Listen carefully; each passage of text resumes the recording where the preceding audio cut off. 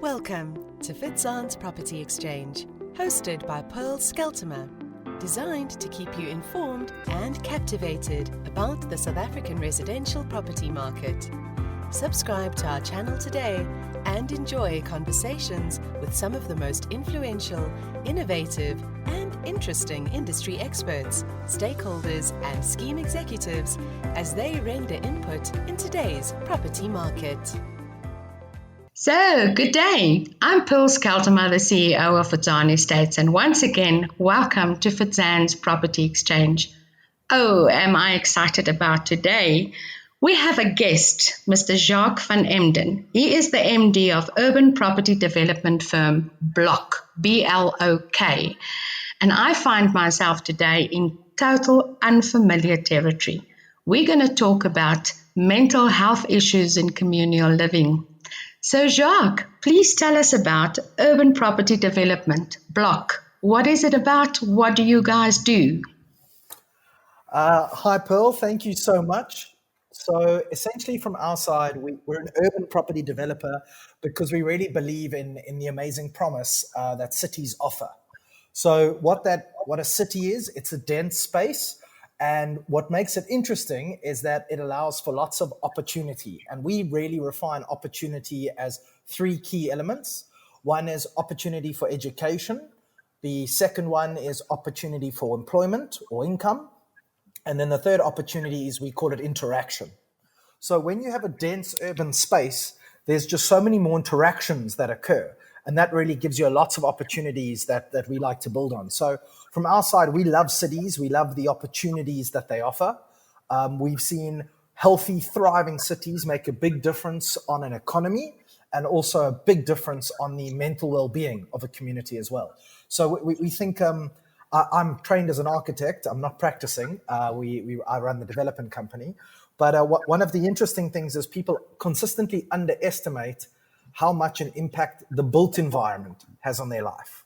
Whether you're in a studio doing a podcast recording, whether you're at home having a braai, or you're in the office, or wherever you are, you're always surrounded by the built space. And there's maybe people underestimate how important it is to our everyday lives. Okay, so this is not just buying a piece of land and starting to build. You really do some research before the time. Absolutely. Most of our staff would call themselves an urbanist. So we really believe that the city is an amazing space to live in. We think it needs to do a lot of improvements, and a lot of changes have to happen to bring it into a more modern city. But it's something we're all obsessed about. And I mean, we all live in the city, everyone in the company. We eat, breathe, and sleep what we're involved in, which is great because it's fantastic for the staff to work on something that they're so passionate about, but that they can also all experience every day.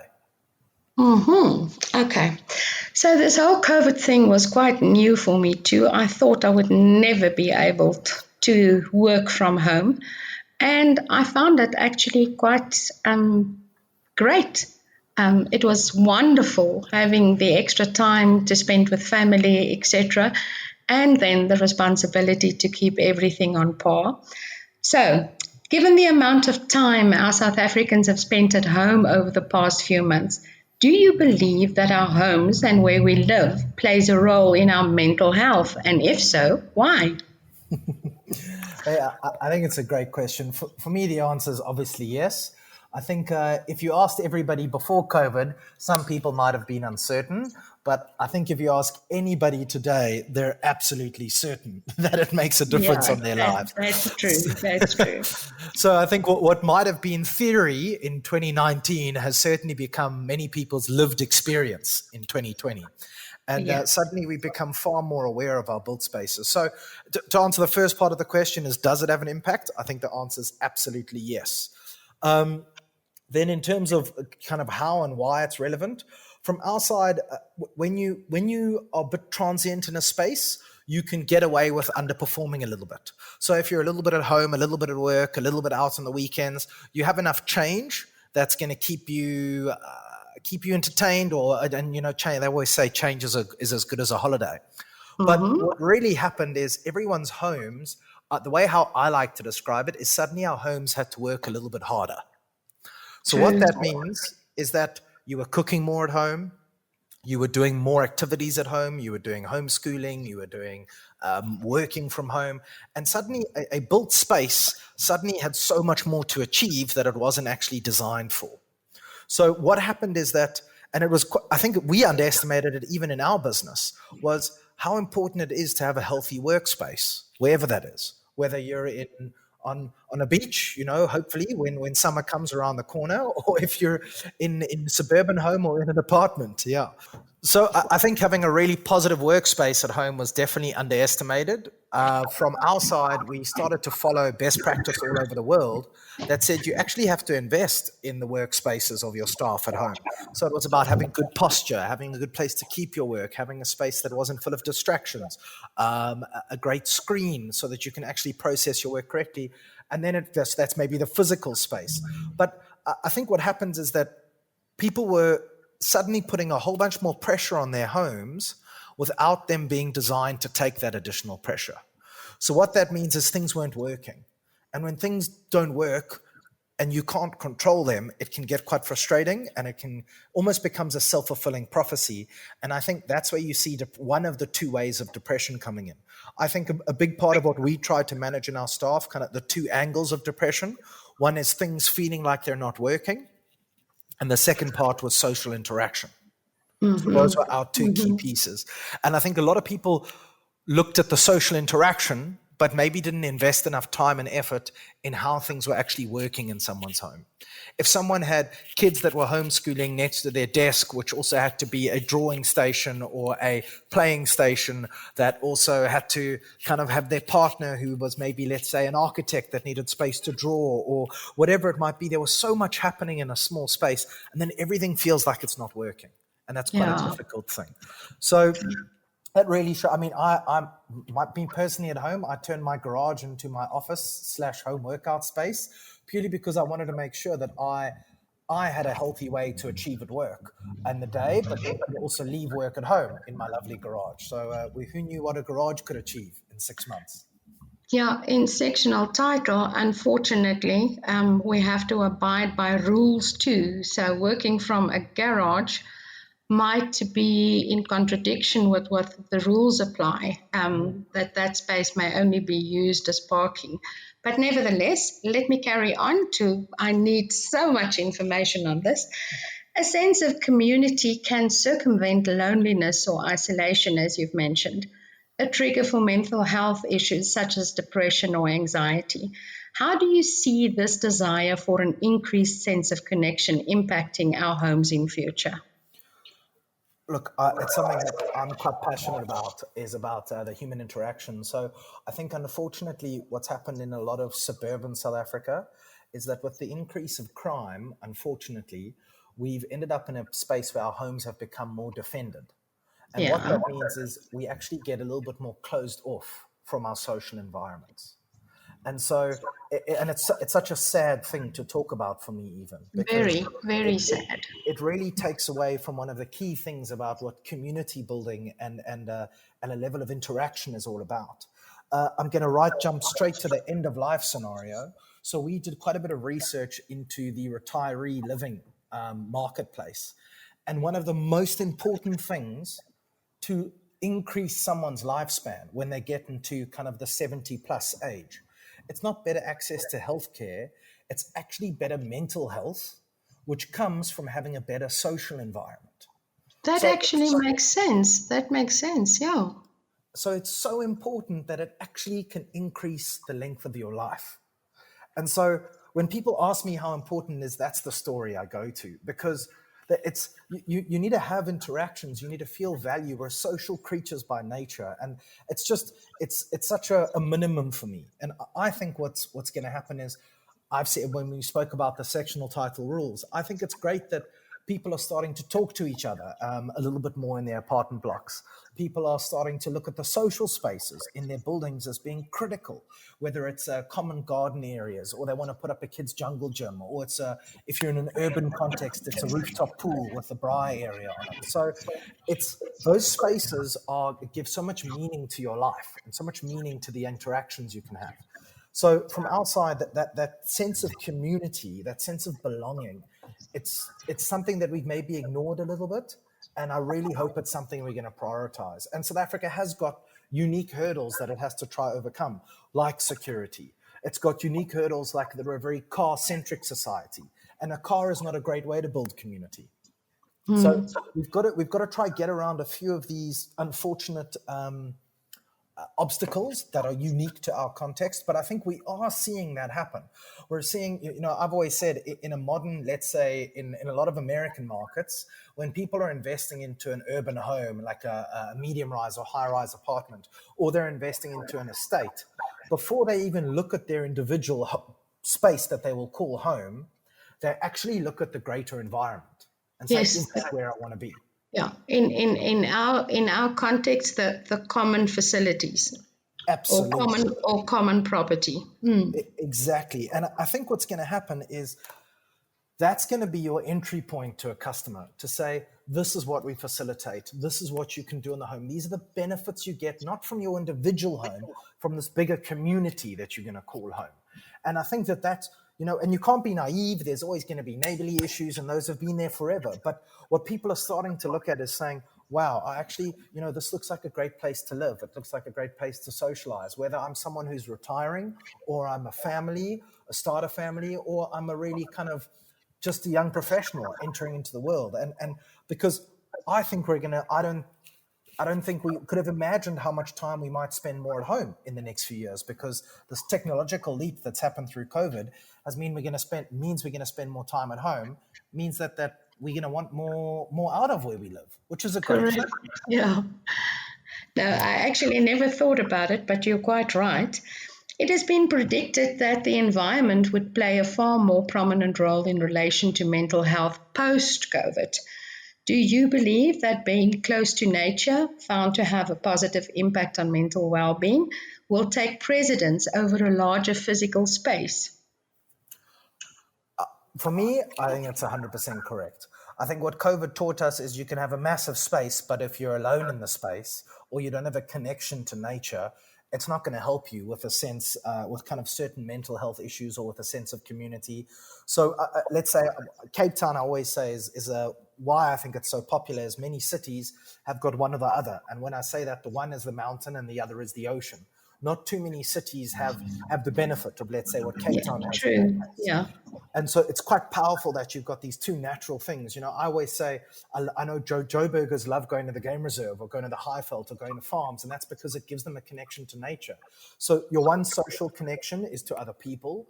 Your other one is the connection to the world and the natural world specifically. So I think where I think this is going to be important is not, you can't build a mountain, you can't create an ocean everywhere, but I think people are going to invest heavily in making slightly more natural environments. So it's going to mean a lot more planting, a lot more open spaces that are shared, not necessarily private. And I think that's where you get that beautiful combination. For me, it's my best spaces in cities are public spaces that are natural. And you just see them get so used. And I think we're starting to see a bigger focus on parks throughout the country. We're starting to see a bigger focus on promenades, on all these fantastic natural assets we have. And we kind of forgot about them for a while. In nature, it's part of what's going to invigorate your daily life is going to come from that. Yes, that's true. But then on the other hand, affordability would also play a role, because usually those kinds of developments are more expensive than the dense development you referred to previously. Absolutely. So I think what's happened is the other benefit of COVID is that it's made developers realize that there's a whole group of people that want these type of opportunities, but they've got to get over the cost barriers. So I think we're seeing developers working really hard to create new property in different prices, but that still offer those great resources. So you've got, whether, let's say, if you want an urban opportunity in Cape Town, developers are trying to reduce the price point, make the apartments, like reduce the specifications on the finish, or make the apartment a little bit smaller, but then make sure you've got a beautiful deli on ground floor. You've got shared office spaces to work. You've got garden areas. You've got rooftop pools, so that you've got this fantastic way to have your home bigger than your apartment. We've got a saying that we've had for many years, which is saying, home doesn't stop at the front door. That's So we right. have this old mentality, which is like where our front door is, that's where our home is. But I think where the world's shifting, and when you look about whether it's nature or with other people, your home kind of it's two different entries. The one is your private home, and the other one is your public home. And having that access to those two is really special. I need someone like you to come and inspire the Gauteng developers to think about these things. All right. So, thanks to COVID, working from home doesn't appear to be going anywhere anytime soon. How are developers accommodating this movement? So it's a great problem we've just recently been applying our minds to. So I think we're going to move from this concept of work from home, WFH is what we call it when we write it down because it's much shorter. But Yeah. we believe it's going to move to WFA, which These is called acronyms, for older people, I actually had to find out what does that mean. So, okay. WFH is working from home. What's the other one you just mentioned? WFA, Okay, which and that is stands for? work from anywhere. Ah, okay. I've learned something today. So I think from our side, as I really believe that the world's going to get more dynamic, and so you're going to be able to work from an office, or work from a shared office, or work from home, or work from another town or another city. So how we try and do it, so let's say in one of our modern buildings, we make sure that every apartment, it doesn't matter how small it is, at least has a formal desk space. And what that does is it lets you within your homes, which always are getting smaller and there's more pressure on affordability and what you can and can't include. The reason why I'm so obsessed about it is that it gives you a place to have your work so your work doesn't take over your home. So that's my first key thing. I've had so many people complain that the dining tables become the office. And then it's not called work from home, then it's called live at work, which is not fun. Oh, I need to change that. I can just visualize my dining room table with all the And then files and stuff. exactly. And then what Yeah. happens is I believe one of the biggest and most important things about a home is cooking. And the dining table is part of the experience of cooking because it's where you put your cooking on show. It's where you share in the celebration of the cooking. So for me, the kitchen and the dining table they're a powerful little thing. And they've unfortunately both come under pressure. So the first thing we've done in our buildings is a dedicated work desk, and it can be 80 centimeters by 60 centimeters. It can be small, but at least it's a space that's not invading the rest of the house. And then in some of our other modern buildings, what we've done is we've actually made some shared offices and shared boardroom space as part of the common property. And That the sounds reason, amazing. and it's not lots, it's just a little bit. And you have to book it and it's got to be maintained properly. But the big thing is that let's say you're like, I'm a little bit overworking from my desk, or maybe I need to work with a friend and we need to have an important call together. We can go down to that space. Or maybe I want to do some creative planning and I just want to change of environment. So you have this opportunity to actually go and change up your workspace within your building. We don't think it's going to be the permanent office. We just think it's a small little offering. And we think between a proper office at home, a little boardroom meeting space in the building you live in, and then all these other shared offices and coffee shops, I really think we're going to head to a work from anywhere scenario. Yeah, that sounds really great. But you make me feel extremely guilty. I'm going to have those files removed tonight, the minute I get home. Okay, my last question. We have to wrap up. Within this context of seeking a lifestyle that is conducive to overall wellness, what do you believe people will prioritize when looking to buy homes in future? So I think that, as mentioned a little bit earlier, the big priority is where is the actual home a part of, not just the physical home. So they're going to start looking for suburbs that offer great lifestyles. So whether you've got some great, like the Atlantic seaboard in Cape Town, or you've got some amazing suburbs that are in the north coast of Durban. And people are suddenly going to go, I want where I live to add to my life, not just my home. I want the broader area, my neighborhood. It must make my life more interesting. It must make it exciting. It must give me other options to enjoy. And that's so great. But I think that change is starting to happen. And I think as people start to hear friends or themselves go stay somewhere for a while and they realize, there's this amazing lifestyle that actually makes my life more fun. And that's what people are going to start looking for. Wow, Jacques, I'm going to send my sales agent to you because you are very inspiring, and I'm going to look at this in quite a different light from now on. Thank you so much for your time. Ladies and gentlemen, if you want to hear more about this, Jacques, where can they contact you? So our website's always the best place. It's www.blok, which is spelled BLOK, and then it's .co.za. The other way is also really easy. Our email address for the company is hello@blok.co.za. And again, it's blok.co.za. Even that is refreshing. Hello. All right, but it's time for me to say goodbye. Thank you so much once again, Jacques, and we will talk again soon. Awesome. Thank you so much. This was Fitzan's Property Exchange, hosted by Pearl Scheltema. Not only do we keep you informed on the very latest in the property industry, we also empower by expanding your knowledge base. Make sure to visit www.fitzan.co.za to find out more about sectional title scheme management, letting, sales, and trustee training. Remember to subscribe to our channel and follow us on all our social platforms.